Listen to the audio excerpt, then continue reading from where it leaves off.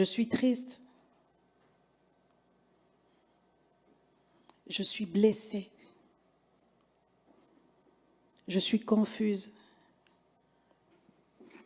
Mon mari.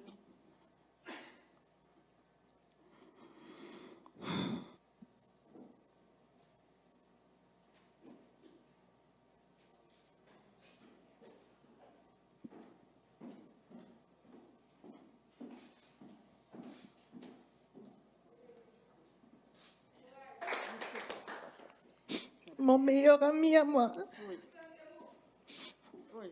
Mon amour. Si tu m'écoutes en ce moment, sache que j'aurais voulu que tu sois là. Prions pour qu'il puisse revenir auprès de ses enfants.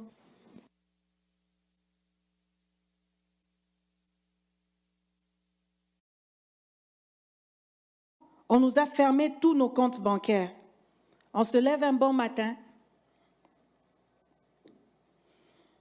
Lorsqu'il voit, parce que Stéphane vous a raconté l'histoire, mais je pense qu'il l'a raconté, c'était pas trop profond.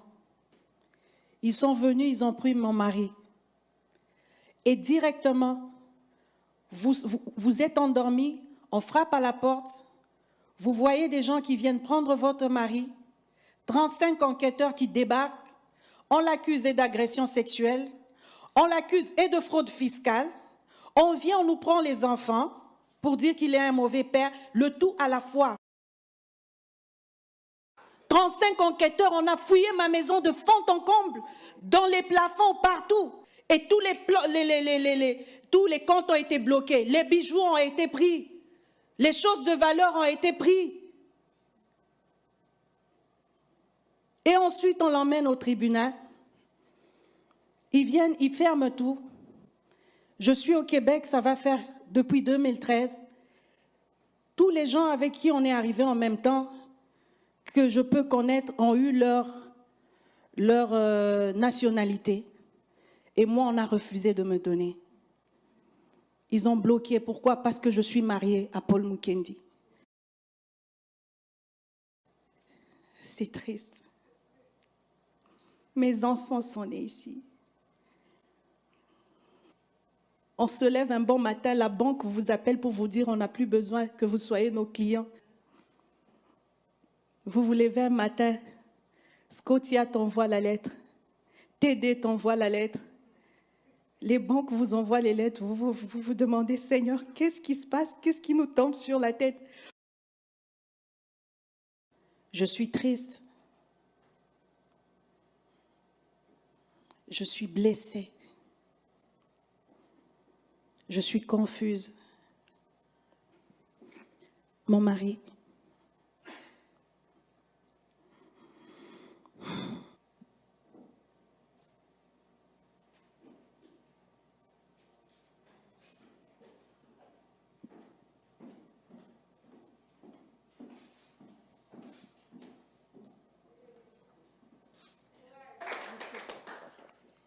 Mon meilleur ami à moi.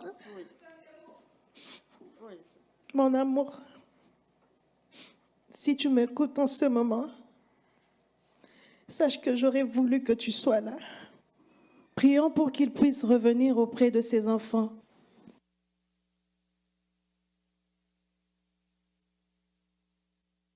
Je suis triste.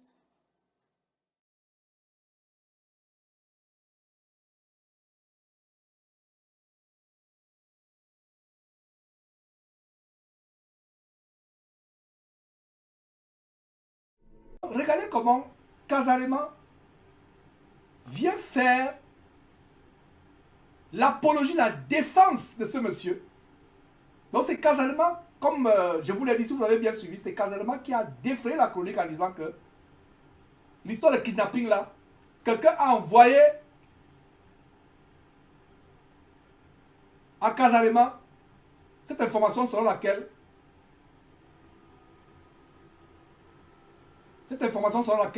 Mukendi n'aurait pas été kidnappé, qu'effectivement il a été il a fui. C'est Casarema qui défraie cette chronique. C'est Casarema. Et pour vous assurer que nous ne vous racontons pas les histoires, mes frères, c'est terrible. Ça me fait tellement mal de monter ces choses. Quelle perte de temps de montrer ces choses. On serait parti directement dans le livre d'Ésaïe. Mais je dois montrer ces choses pour que les yeux soient ouverts. Pour qu'on mette les points ensemble. Pour qu'on connecte les maillons de la chaîne. Pour que vous compreniez l'histoire qui est derrière le kidnapping de Mukendi, qui a mené ses ouailles à faire une veille de prière. Des veilles de prière fondées sur le mensonge, à savoir qu'il a été kidnappé. Et le kidnapping, quelques heures après, se transforme à la fuite pour fuir l'injustice. C'est terrible. Suivez vous-même, mes frères et sœurs, comment sa compatriote et en même temps la promotrice des faux pasteurs à travers le monde. Et tous les pasteurs qui sont passés chez Kazalema, presque tous, certains sont morts, Charles Somba est mort dernièrement. Et même Lise Mandambi qui est sur le point d'apparaître sur votre écran, nous l'avons averti. J'ai dit encore solennellement que Lise Mandambi, Dieu t'a donné le temps pour te repentir, tu n'as pas voulu te repentir. Je t'en supplie, chère dame. Je t'en supplie, chère dame. Je t'en supplie.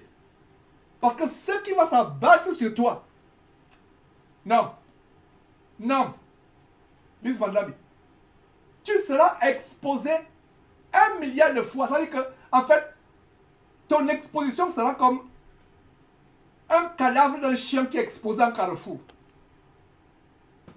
J'ai dit cela pour que, s'il est possible que cela te suscite la frayeur, que tu te repentes. Ton exposition, Lise Mandambi, sera comme un chien écrabouillé qu'on expose en carrefour. Les entrailles dehors. C'est comme ça ton exposition, toi et Lise Mandambi. C'est Lise Mandambi qui a fait un clip abominable avec Koffi Olomide. D'ailleurs, on en reviendra. Plaise à Dieu dans quelques jours. Dans les heures qui suivent, même, ou dans quelques jours, si le temps nous est propice. Il y a tellement de choses à faire. On a nos propres boulots. Notre famille à prendre soin. Et ce ministère aussi. C'est pour ça que vous pouvez voir de temps en temps. On peut faire des semaines sans émission. Surtout quand il y a la pression au niveau du boulot. Même les week-ends, à cause des dossiers qui me sont soumis. Sur 3-4 semaines maintenant, nous travaillons. Je travaille. Même aujourd'hui, j'ai travaillé. J'étais en plein travail avant de commencer cette émission. Travail, je vais dire mon gars, il peut. Donc que Lise Mandambi se repente. Marquez mes paroles. Charles Somba, qui est allé chez Kazalema m'insulter, se moquer de moi. Comment je mets la même veste tous les jours, la même chemise tous les jours. Donc voilà, on a enterré avec toutes ces vestes. Il y a quelques semaines. Toutes ces jolies vestes. Je préfère venir avec ma seule veste tous les jours. Mais, par la grâce de Dieu, aller au ciel et revêtir les meilleurs vêtements célestes. Donc suivons cette prostituée spirituelle Kazalema qui vient défendre avec une apparence de piété, qui vient défendre son compère et compatriote Mukendi. Terrible, mes frères et sœurs. D'abord, je vais commencer par juste vous montrer cette photo. Les images du révérend Paul, je vous le montrerai dans les heures qui suivent ou sinon demain. Parce que je vous ai demandé de partager, vous n'avez pas assez partagé. Donc ici, moi j'ai reçu une vidéo de quelqu'un que je ne connais pas, un numéro inconnu et tout ça. Et j'ai reçu en fait une photo et une vidéo. Et dans cette photo, je ne sais pas si vous pourrez voir, si vous pouvez lire. Je vais vous lire ce que j'ai ici devant moi. Je suis parti. Si j'ai fui, ce n'est pas pour fuir la justice, mais plutôt l'injustice. Parole du révérend Paul Mukendi lui-même. Ça, c'est ce que j'ai ici. J'ai la vidéo, mais je ne vais pas vous la mettre aujourd'hui. Je vous la mettrai tout à l'heure, si mon humeur est bonne, ou sinon demain. Mais j'ai une vidéo où l'homme de Dieu lui-même est en train de vous dire les raisons qui l'ont poussé en fait à partir, à s'en aller. Alors, je ne vois pas tellement trop de commentaires à faire là-dessus. Parce qu'en fait, c'est à l'envers, oui c'est vrai, c'est à l'envers, mais je ne vois pas autrement comment vous le montrer, mais vous voyez quand même Ici, il y a sa photo en fait. Il y a sa photo ici. Donc vous voyez, il y a sa photo ici. Donc je viens de vous lire ça. Je viens de vous lire ça. Je viens de vous lire ça. Donc voilà. Je viens de vous lire ça. Donc je répète encore. Ce qui est écrit, ça c'est lui-même. Hein. Si je suis parti, si j'ai fui, ce n'est pas pour fuir la justice, mais plutôt l'injustice. Alors par là, je voudrais simplement dire que moi j'arrive à la fin de mon live, mais je voudrais juste vous dire que prions pour l'homme de Dieu. Parce que ce qui est vrai, il y a la justice de Dieu, il y a aussi la justice des hommes, mais à l'heure qu'il est, moi je vous transmets simplement les paroles qui sont venues de lui-même en fait. Il a donné les raisons, moi en tout cas j'ai la vidéo. Ça je vous ai juste montré d'abord la photo. Et il explique en fait sur la vidéo pourquoi il a décidé de partir. Il sait qu'il y a beaucoup de gens qui l'aiment, il y a beaucoup de gens qui se sont inquiétés lorsqu'ils ont entendu que voilà, il avait été kidnappé et tout ça là. Mais quand vous suivrez la vidéo, soit tout à l'heure, soit demain, vous comprendrez en fait les raisons qui l'ont poussé à partir. Moi vraiment sur ce point-là, je ne vois pas trop comment est-ce que je vais pouvoir commenter là-dessus. Il a ses propres raisons à lui et que vous allez écouter sur la vidéo qui ont fait qu'il a décidé de pouvoir quitter le territoire canadien plutôt que de rester sur place. Parce que c'est vrai que, comme je vous ai dit, cette affaire est tellement, tellement intense et il y a trop de choses.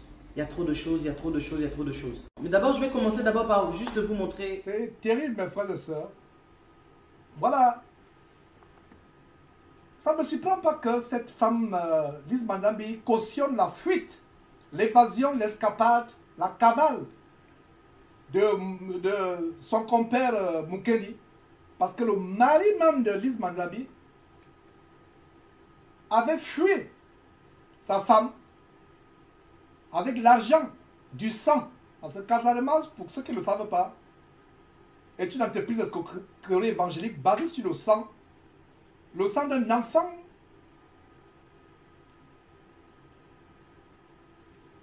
de premier lit. L'enfant de Blaise Mandabi avec sa femme, parce que Lise Mandabi n'est que la femme adultérine de Blaise Mandabi, au cas où vous ne le savez pas. Donc lui-même il a fui sa femme. L'enfant que Blaise Mandabi a eu avec cette femme-là avait été écrasé par une voiture. Il a pris cet argent, il a fui sa femme pour venir embobiner cette jeune, à l'époque c'était jeune Mazambi, aujourd'hui c'est une femme adulte, âgée, avancée en âge. Mais à l'époque c'était une jeune fille qui avait été embobinée par Blaise Mandabi, qui a fui sa femme au Congolais, du Congo RDC. Il a fui sa femme avec l'argent de l'assurance pour venir bâtir cette entreprise d'escroquerie évangélique avec tous ses vautours. Donc ce n'est pas surprenant que le même esprit de fuite, Blaise Mandabi fuit sa femme avec l'argent que l'assurance a payé pour leur enfant qui a été écrasé par une voiture. Il vient fonder cette chaîne d'escroquerie évangélique basée sur le sang de leur enfant. Ayant fui la femme, aujourd'hui, voilà, Mukendi qui fuit sa femme. Parce que quand Mukendi fuit la justice, il fuit quoi? Sa femme. Parce que dit la parole de Dieu? La parole de Dieu dit que l'homme et la femme doivent être ensemble. Et ce qui est sûr, c'est que on ne peut pas, cette femme ne peut pas courir le risque d'aller rencontrer son mari n'importe comment, parce qu'elle sera en filature. Or en prison, elle pourrait rendre visite en prison à son mari. Je ne sais pas qui conseille les Mukendi et autres. Même ces avocats, aucun avocat, si un avocat conseille à un client de fuir la justice, cet avocat sera démis de ses fonctions d'avocat et sera poursuivi pour le mettre en justice. Aucun avocat. Donc, les avocats ne pourront pas conseiller un acte criminel. Parce que, pour ceux qui ne savent pas, Mukendi a été condamné à 8 ans. Mais ayant fui la justice, ce ne sera pas 8 ans. Peut-être il aura 50 ans. Donc ça veut dire que si Mukendi s'était présenté à la justice, il aurait fait ses 8 ans. Dieu, peut-être avec nos prières, Dieu aurait touché son cœur. Il aurait eu le temps de réfléchir sur tout ce qu'il a fait. Il serait repenti, il serait sorti, venir demander pardon aux parents de ses enfants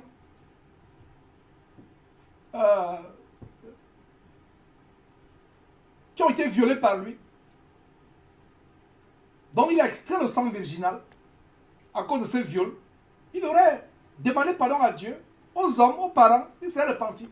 Mais maintenant, si, pas que si, quand la police, Interpol, la police canadienne ou française ou le FBI, va mettre la main sur Mukendi, ce ne sera plus 8 ans. Ce sera, j'imagine même 50 ans. Il sortira là-bas étant soit vieillard, soit mort. Voilà comment il aggrave la situation. Et cette femme de cette chaîne de position spiritualiste Manzambi, on ne peut pas tout vous montrer. Il y a des parties où elle prend l'exemple comment Joseph a fui avec son enfant Jésus. Incroyable.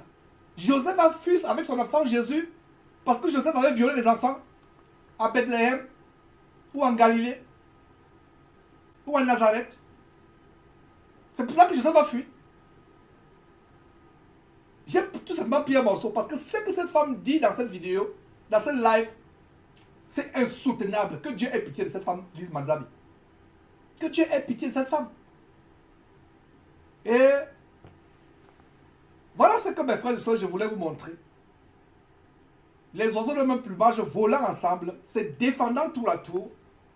Et Wafoké sur votre écran, son tour arrivera. Voilà son parent qui est décédé, Bakayoko. Ils sont dans un réseau d'homosexualité, lui-même homosexuel.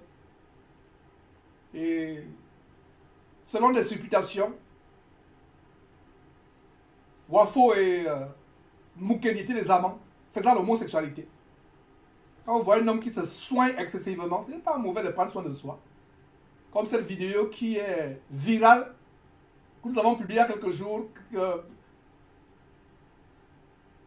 Ivan Cassano est en train de se disputer le fond de terre avec sa femme avant d'aller prêcher. Il se dispute le fond de terre. Il se regarde, est-ce qu'il est beau, est-ce que... C'est terrible, le monde dans ces églises. Le monde dans ces églises. Et comme vient d'appuyer Mélodie, M,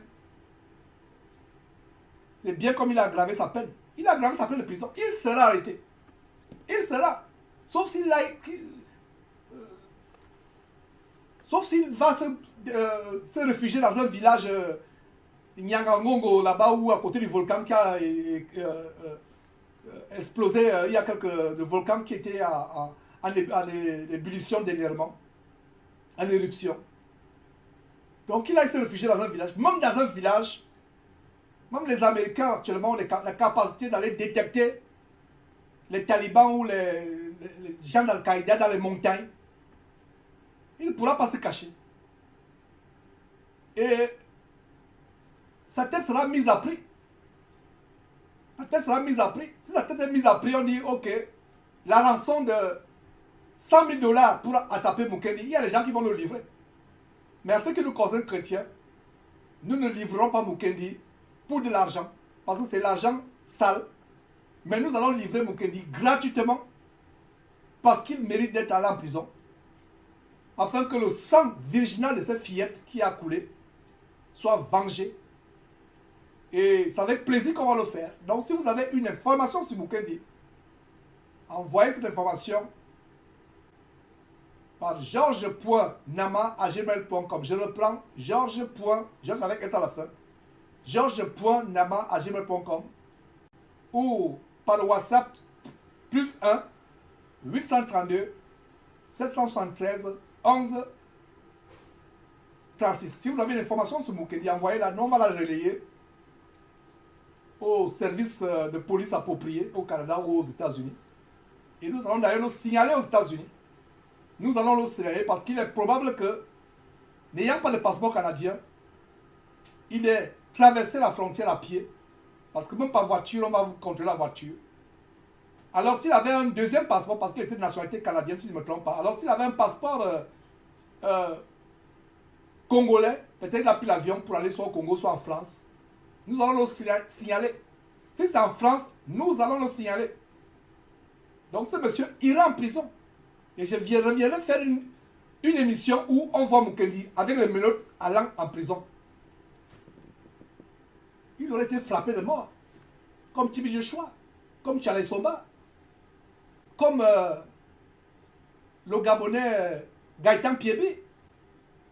Lui, ce n'est que la prison. Parce que tant qu'on vit, il y a possibilité de se repentir. Tibi Joshua ne pourra plus se repentir. Charles Somba ne pourra plus se repentir. Pour lui de se repentir, il court, il fuit pour aller appeler l'enfer au secours. Mes frères, c'est terrible. Voilà donc Kazalema qui vient cautionner cette abomination, ces choses terribles que nous vous montrons. Kazalema qui continue à cautionner ces faux pasteurs. Tel pasteur est passé sur Kazalema. Des temps après, vous voyez comment on expose pour scandale sexuel, scandale d'escroquerie, tatou. Il y a un autre là, même dans la, oublié le nom, qui avait été surpris dans la maison d'une femme qui devait aller laver dans sa baignoire avec toutes sortes d'artifices de sorcellerie, le lait, le vin. Et ce n'était plus ça, c'était qu'il allait violer cette femme. Mais il a été mis la main dans le sac parce que la femme lui a tendu un guet-apens. Tout cela sont, j'ai oublié le nom, je sais pas, j'ai oublié le nom. Ils sont tellement passés sur Kazalema. Ils sont nombreux.